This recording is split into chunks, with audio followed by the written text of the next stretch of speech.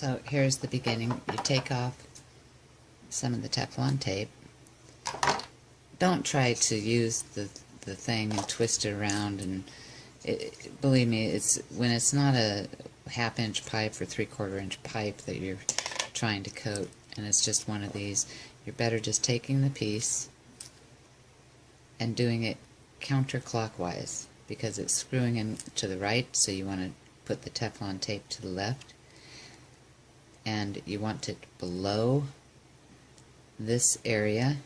You do not want the tape sticking up here, because it could possibly get in and jam that area, or if it's thick, like this tape is too thick for the actual threads, you could put it there and trim it off, but it's just as easy to put it on the inside.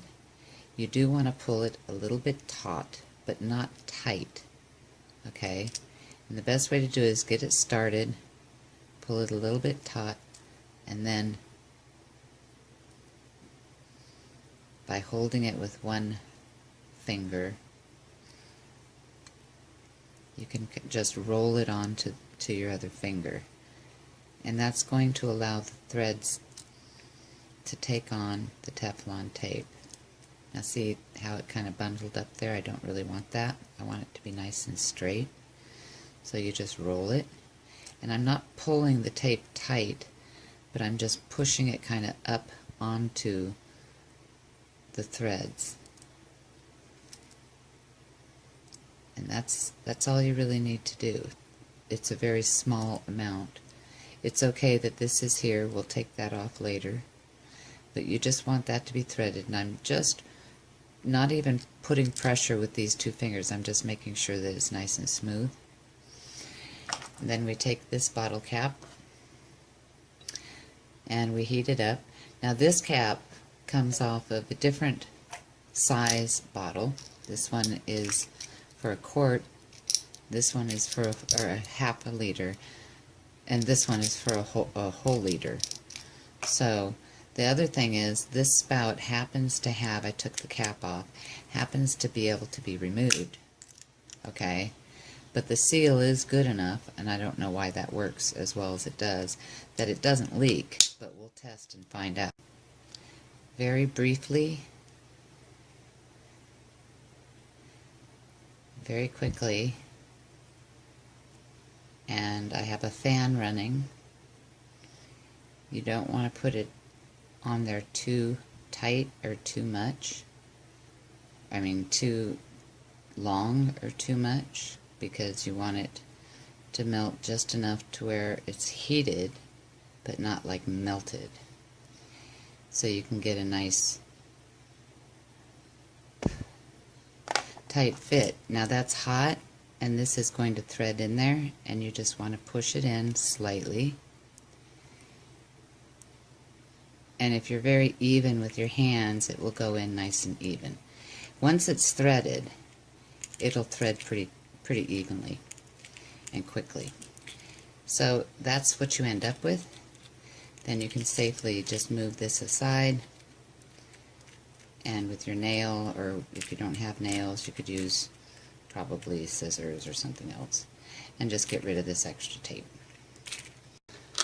Okay, so there you have it. Here's the bottle, and it doesn't appear to be leaking. It's not leaking through here. It's not leaking here. That looks good. So let's see if it leaks. If it works. Okay, and the reason it works, I haven't put a hole in the top of this bottle yet, but it definitely works. The chickens come and they tap on this and water comes out, but no water comes out unless they tap on it. Here is the 1 liter, I think it's 1 liter, I could read the label, which I took off because I don't want to give plugs to anything. This is actually 50.7 fluid ounces, so it's 1 quart, 18.7 fluid ounces. It's 1.5 liters, okay? So it's a lot of water, which is great. And this hook, because the smaller bottle, on a smaller bottle, the hook fits perfectly in the middle and to the edge so that it's not hanging crooked. But this hook is too small, so we're going to have to put a hole here and here so that the hook hangs straight. It also has a very large concave area, so it might be difficult to maneuver the hook in there without cracking the plastic, because this plastic is much stronger, thicker. But I have one of these art type pens, and it's actually a heat pin, so it's made to, you know, I guess, etch on wood. So what we do is we're going to push this into the middle and put a hole in the middle. See how it just goes right in the middle. And again, I have the fan on, and that does stink. It does smoke. So you want a hole big enough to put the hook in. And because the hook measurement, boy, that does stink. The hook measurement is much smaller. So I would say about right here is where you want the hook. So you just put another hole in it. Make sure the hole is big enough for the hook. So I have 2 holes, and that's just to put the hook in. Boy, that does smell. Still stinks. Alright, I don't advise doing this in the house. Maybe you ought to do this outside. So it's going to be a little bit difficult to find out how to get that hook to go up through there without cracking, but let's see if we can get it done. Yep, there you go. So that's how you want it to be, and it's taking quite a bit of you know, stress to put this through there, but that's good. That's a good stiff. It's not going to go anywhere. Now when I take this bottle to the sink and I start filling it up, obviously there is going to be water that's going to come out of this, you know, where this hook is. So as I'm filling it up, I will put the cap on it and then immediately turn it up. Okay, so there was about, well, you can't see it because I'm actually tilting it down, but there is about a maybe ½ inch water loss, so that's a heck of a lot of water. And there again, it doesn't leak. We've tested everything, and it's filled up, and there's no leaks anywhere. The holes at the top that the hook go through are very important to have, because if you don't have those there, then there won't be the flow.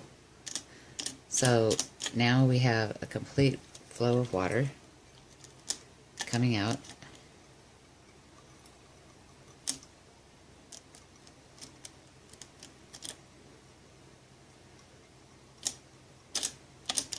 And I will have happy watered chickens with fresh water, no poop inside, a hook on the top, with the airflow necessary for the water to come out of the nipple when it's hit. Very easy, very simple, very inexpensive, and at the cost of a bottle of water that you buy at the store, you could drink the water, and you can give them your good well water or whatever water you want. That's it.